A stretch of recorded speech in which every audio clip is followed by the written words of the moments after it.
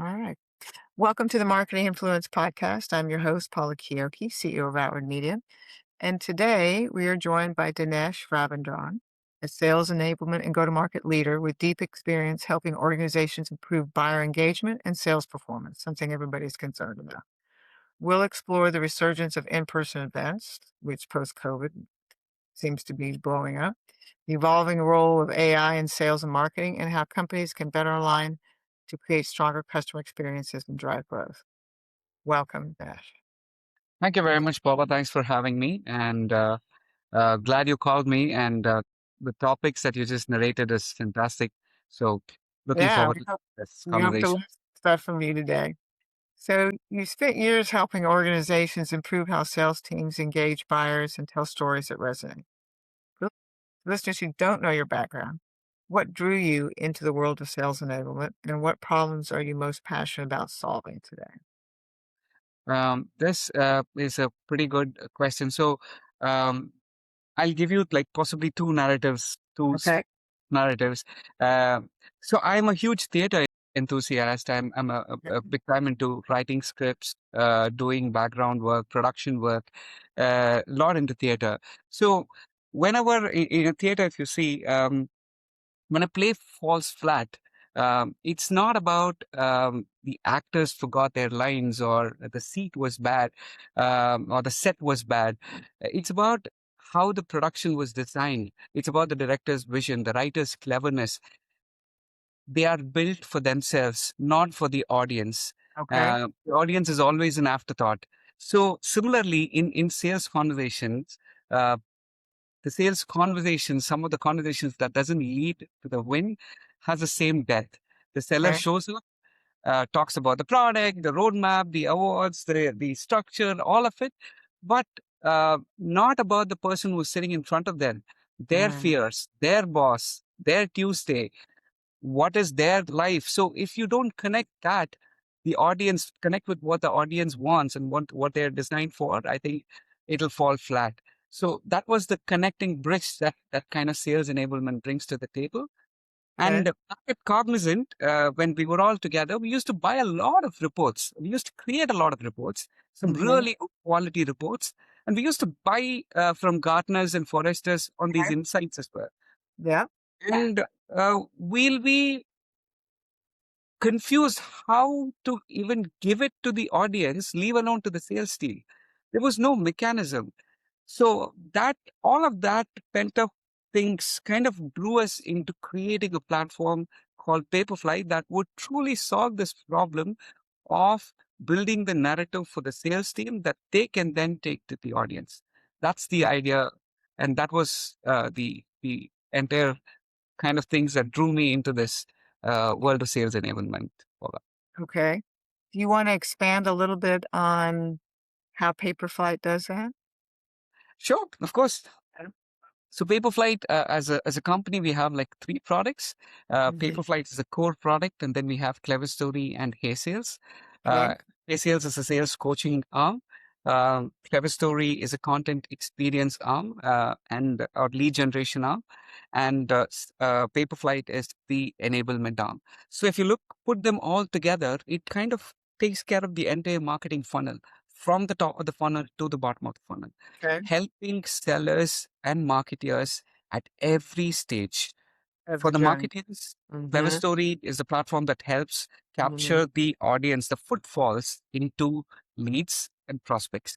And once they become the leads, they then go to the sales. That's when the Paperflight comes in and helps them convert all the leads into customers. That's the entire funnel. And how they do that is using hair sales that will help themselves get coached and trained better. And Hmm. that's the whole idea with the three platforms that we have and uh, the problem that we're solving. I think I read maybe 4 or 5 years ago that 90% of leads weren't followed up on. I Yeah. forget who I read that from, but I was just stunned because I've been in this business over 25 years, and it's like, whoa, all that money that's being spent on marketing and to develop that lead, and then it's not followed up on. That's that's a crime, if you ask me. so, So so we touched on uh, events being coming back again.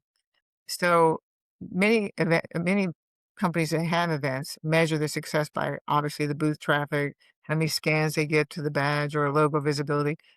And what do you think marketers should actually be measuring if they want to understand the true business impact of an event, in-person event? Sure. I think events were always popular, in my opinion. Like you can say Dreamforce, Unbound. I think it was always popular, but COVID hit and people thought they were spending millions, Mhm, thousands on events. And then mhm, they realized they could do that at a fraction of a cost mhm, online. They were like, wow, this is unbelievable. We should just move virtual. And then the Zoom fatigue hit. mhm, People started going back to work. And that's mhm, when they realized that is not the true purpose of events. Events is when you go meet and have this personal conversation. mhm, That's where I think with AI commoditizing the content, I mhm. think right now people seek relationship. Yeah. It's become too much of a heavy load on people on the information and the content and the chaos that's happening around. So they want validation. They want personal connect that can Mm. give them that empathy and the signals in terms of how things are moving.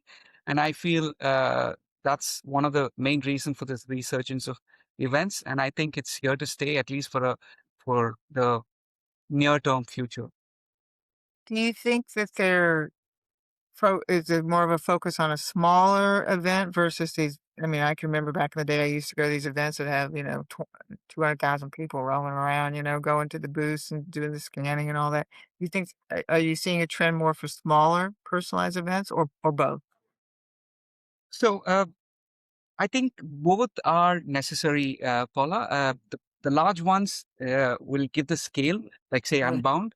It's necessary, but at the same time, I feel um, the small, intimate ones are the most important ones. So mhm, we recently created a community called Shop Talk Social that was launched in January this year.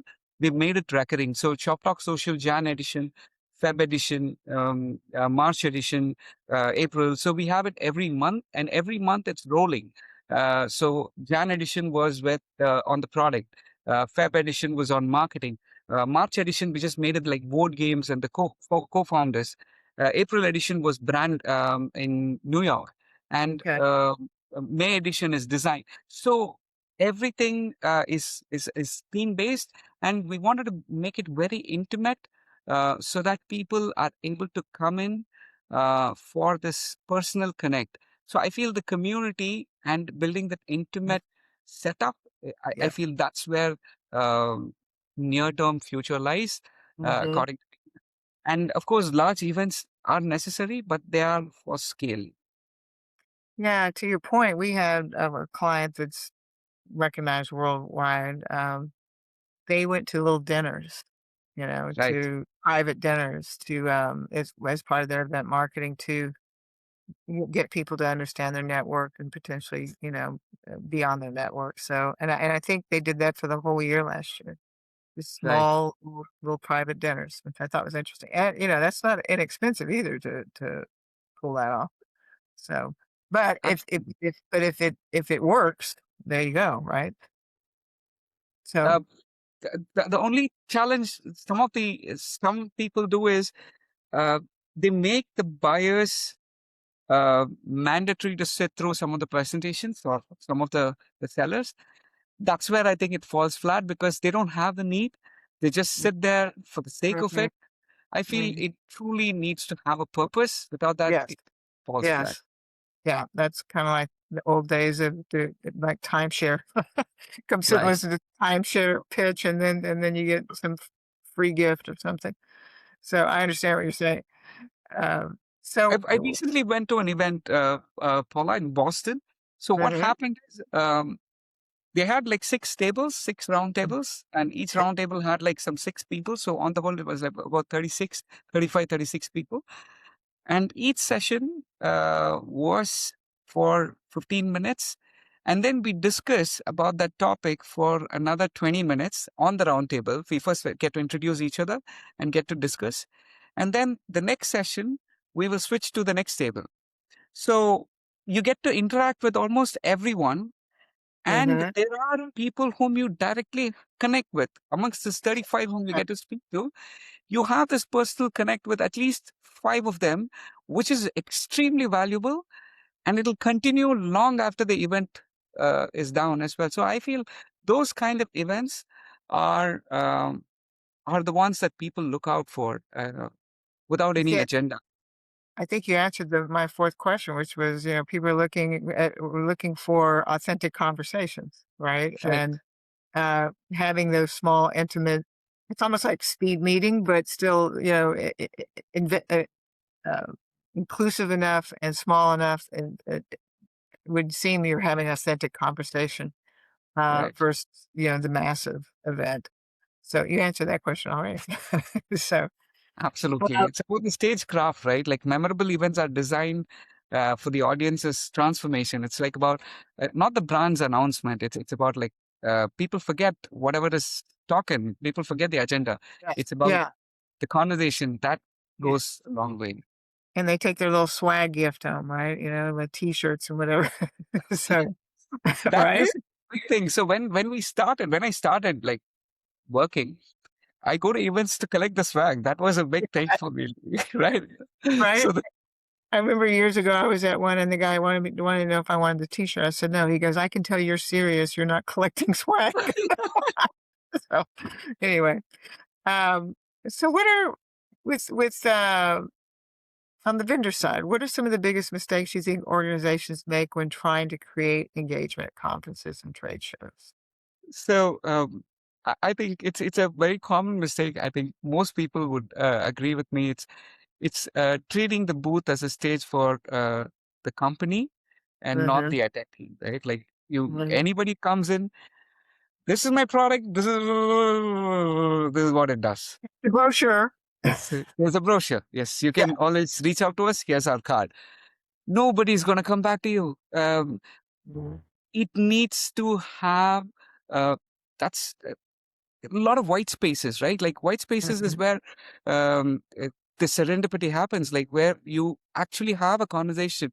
So the success is like about how many people are able to remember you for you and not the brand and the product that you sold. So I think that's a huge mistake that most of the tend to make. Sell the product and not Mhm. the Mhm. concept. I'm glad you said that, because that's one of the things that I've been saying recently is you're not selling the product, you're selling the outcome. Yeah, What is the outcome from that product? Okay. yeah, Versus here's my product, which, I mean, years, I mean, it's just feature benefit, right? Your right. feature is mixed, right? And I think that's changed in the Absolutely. last. So to even get to the outcome, I think they also have to understand who they're talking to. Hmm. What is their pain point, right? Like without that, you're not able to connect with them. They might be somebody in procurement and Yeah. you're going to tell them something about like AI transformation. Why would they care? Yeah. Well, and to your point about procurement, you know, the marketing department or the sales department, they're looking for a certain thing. Then you get to procurement. Procurement doesn't care. They want the price. That's it. They don't care what the outcomes are. It's get the best price, right? Right. Especially the bigger the company.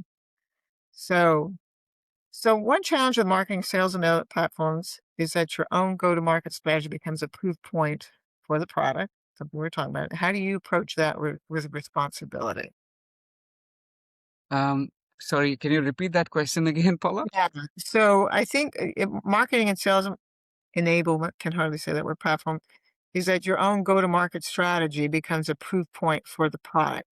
How Right. do you approach that with responsibility?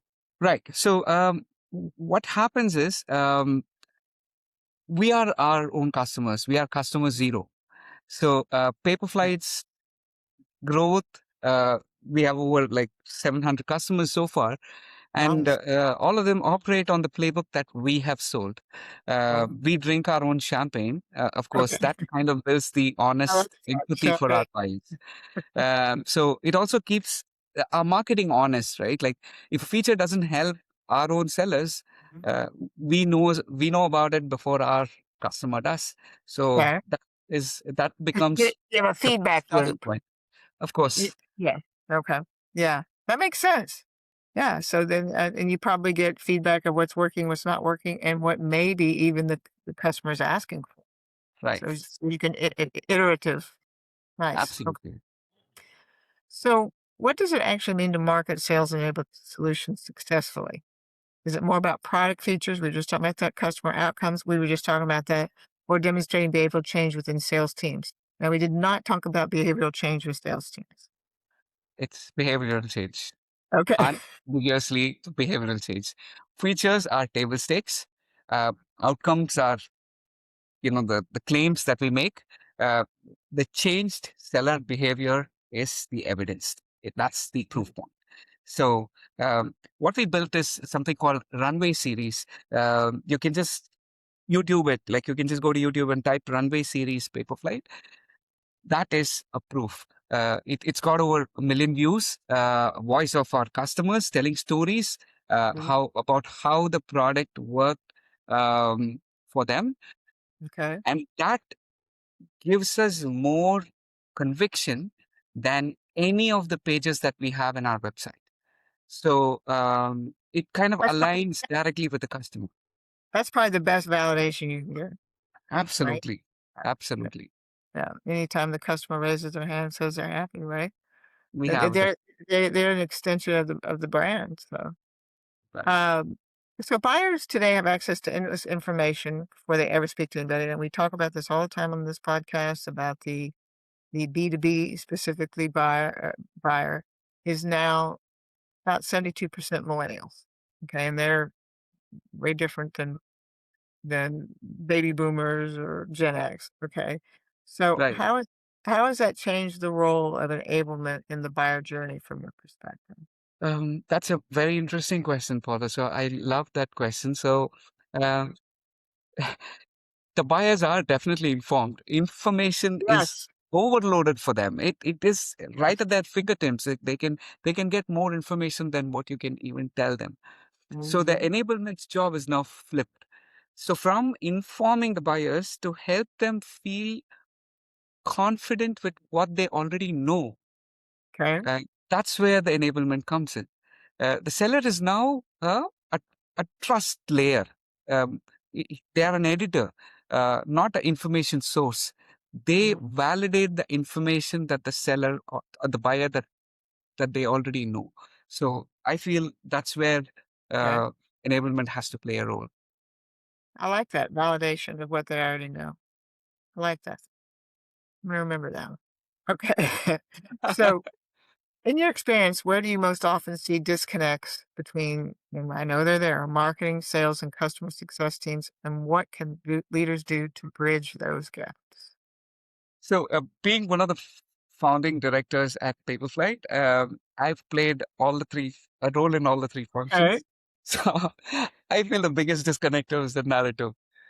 So, each of them have a very different story about the same customer. Marketing kind of paints a dream, right? Like it's the Mhm. ideal state.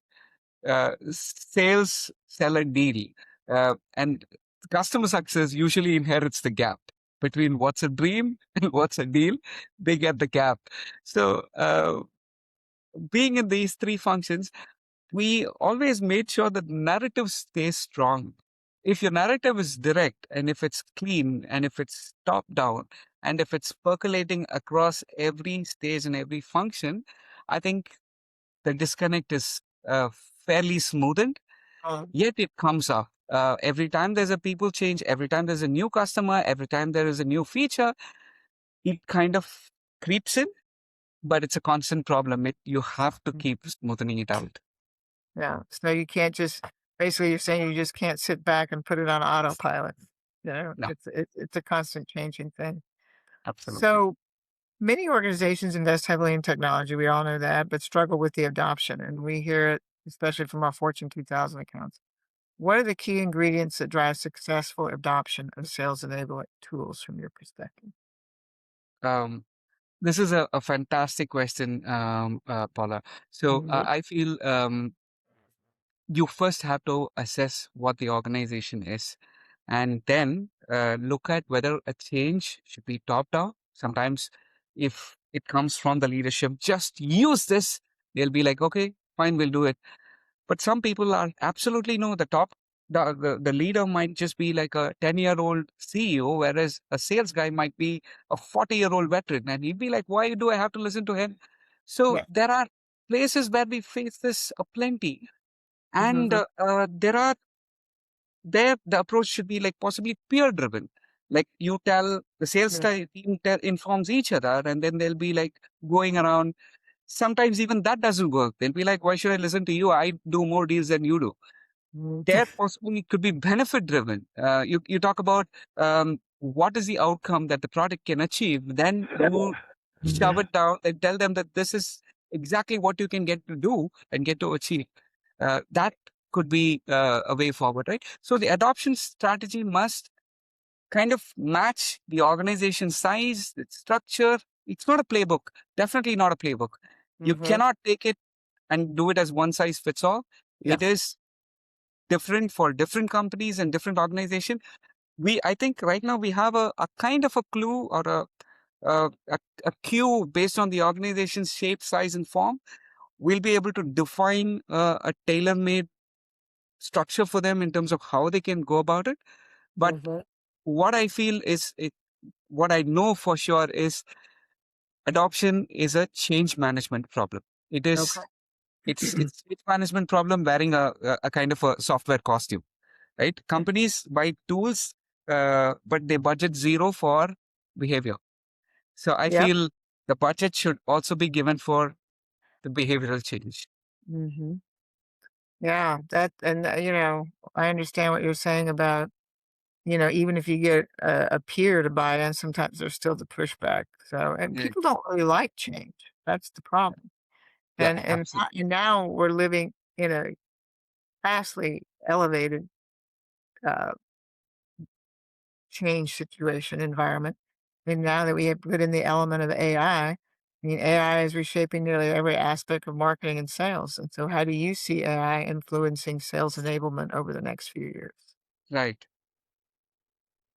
Do you see Uh, AI influencing it? no, no, yeah. No, I'm just thinking in terms of so I feel from Paperflight standpoint, right? Like I'll start from there because my thinking is right in the center of it. I think AI will kill the content library. Um, Kill it? um, Did you say what, kill it? yeah, I think Uh, it'll kill it okay. because we have built an extensive library. That's about like say if there is 100 different content pieces, I don't think sellers have um that patience, nor that inclination to go and look through these 100 pieces. They want a bar. They just want a bar where they can get information. Mhm. So I feel it's going to give birth to a content conversation, real time, context driven, and context aware enablement Mhm. is the way forward. And I feel what we built as heysales.ai, that's the sales coaching arm, is built right around that. So even Paperflight, for that matter, is built around Content Hub. The hub might Mhm. exist, but people are not going to visit that. They want a bar. They want a bar where they can ask questions. They want Mhm. context-aware answers. So AI is able to handle the information, but Mhm. I think it's about sellers to look at, or rather humans to look at and judge the content based on the empathy Mhm. and the customer and share it with them. So I feel that's where it's heading towards. Because and I'm agreeing with you, because I don't AI is not really a storyteller. Yep. And there is Absolutely. there at this point, that we don't have the human connection. I don't know if it's gonna get move in that direction or not. We're all gonna see, I guess, over the next few years. But so if storytelling, I think we both agree, is a major part of it in a Absolutely. modern sales conversation, how can enablement teams help sellers become better storytellers? Absolutely. This is a question that I love. So, AI should amplify the voice that you already have, right? It should not substitute that. So, it's very important to for you to have your own voice. So, in theater, the first lesson applies to sellers, right? Like a story isn't about you. It's not about you. It's about the Mhm, audience's mhm, transformation. So, mhm, most sellers pitch the features, but the great sellers cast the buyer as the hero and the product as a tool that will enable the hero. So it is about how the storytelling in this world, in the sales conversation, is about the narrative structure that you give. So how you are able to build the tension in mhm, theater, like you build the tension, you get what's at stake, and then you give the resolution. When you build the stake, the higher the stake, the resolution is like much louder. It's much mhm, satisfying. It's much gratifying. So the tension to stake to resolution, that happens not with scripts. Scripts will only produce parrots, right? Like people will be able to memorize it and they'll be able to mhm, reproduce that. But the narrative structure will produce storytellers. So mhm, that's where I feel we need a coaching arm that builds the narrative for the sales team. I feel 80% of the storytelling is about listening. So mhm, I feel when you're able to listen and then build a narrative about the person who is in front of you, I feel mhm. that's you're able to become a storyteller. That that's where we um, are heading towards as well, Paula. A key word I think that you said, Ritesh, is listening. And I think because there's just so much noise, and yet people like to hear themselves talk as well. But I mean, that's more of a needs assessment environment, and versus here's my product, everybody buy it, right? So that I agree with you.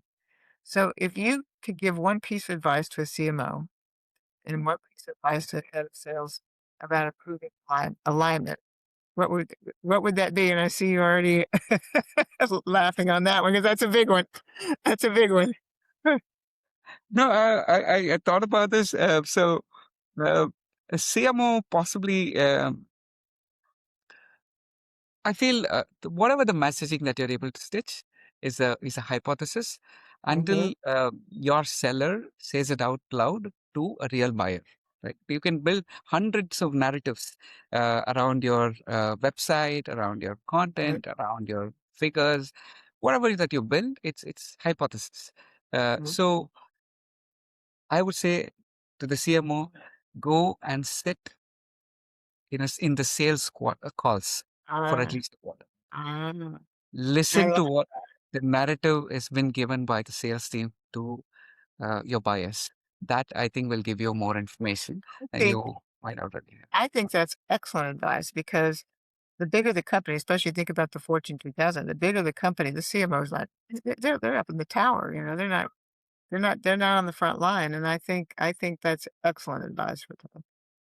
That's Mhm. that's when you're gonna find out what the real story is. Absolutely. I feel the story gets lost in transit. And if you need to hear it out in terms of how it is being told, you need to sit there.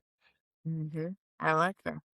Um, for the So head of looking sales, it's Go ahead. this comes from multiple organizations in terms of because I've been in the marketing for large organization, and I feel the head of sales always treat marketing as a writer's room, right?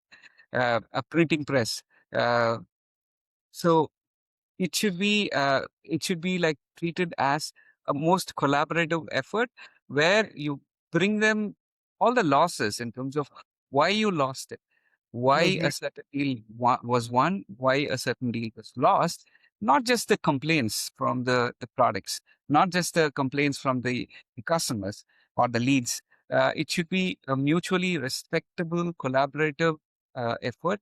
So the head of sales, the piece of advice would be treat your marketing as a collaborative function, not as a printing press where you just give information. mhm. And that's getting back to you talking about listening. I mean, that's one of the things that our clients over the years have said, you guys actually listen to it. Right. You don't just show up for a renewal, you Right. know, and things change. Or Absolutely. things that are important to a company this year may completely be different the next year. And just because they've been your customer for 15 years, you still need to be listening. Right. So, so finally, looking ahead, what excites you most about the future of sales enablement and buyer engagement? I know that's a big one, but is there something So that you're seizing on that's most exciting to you? I feel the pendulum is now kind of swinging back to the humans with the Mhm, AI and information overload that's kind of getting in play. I feel B2B buyers, specifically B2B buyers, because I'm in that segment, will prefer experiences, sales mhm, experiences that mhm. prioritizes human interaction over Yes. AI, right? Mhm, That I feel is going to be especially true in complex transactions. So the mhm, machines can handle the noise. So, mhm. but the people have to do the connecting. So, Go ahead. But it's so interesting you say that because I was listening this past weekend that these graduations, that right. these kids, I don't know if you saw it, they're just graduating and were booing the commencement speaker talking about AI because they don't really want the flood of AI just taking over everything. And that generation is more into experiences than even I think the millennials, Absolutely right. the ones coming up. Yeah.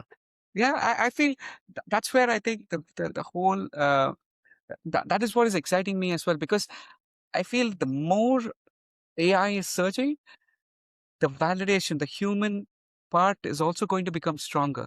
Specifically for me, from the enablement side of things, I think it's merging with the culture, the inside story and the outside story. All of them are kind of becoming one. So I Mhm, feel that is the most exciting part for me personally. And mhm, I think it's going to be very interesting for us to see how it's going to change the industry, the the platforms, the customers, and mhm, I'm living in it, so it mhm. is all the more thrilling to watch that. So I would suggest that we probably should do like a year from now a follow-up call Absolutely, we should do that. podcast because it's probably going to be vastly different in a year. So, Rakesh, I've learned a lot today. So there might be people that have some questions and want to learn more about you and what your thoughts are on everything we've discussed today and Paperflight. What's the best way to get a hold of you? So, you can, of course, reach out to me at Dinesh@paperflight.com. That's my email. I'm available in LinkedIn, Dinesh Ravindran. Okay. Paperflight, or search Dinesh Paperflight, you'll be able to find me. And of course, you can always reach out to me. I'll be more than happy to have a discussion, person to person, and have a connection. And Paperflight is PAPERFLITE.com. Just let the audience know that. And do you want to spell your last name for us? Ravindran, Ravindran, Okay. Ravindran. You can find Dinesh also on LinkedIn. Thank you so much, Dinesh, and I'm going to take you up on about a year from now. Take your Thank you follow-up. very much, Paula. Thank you.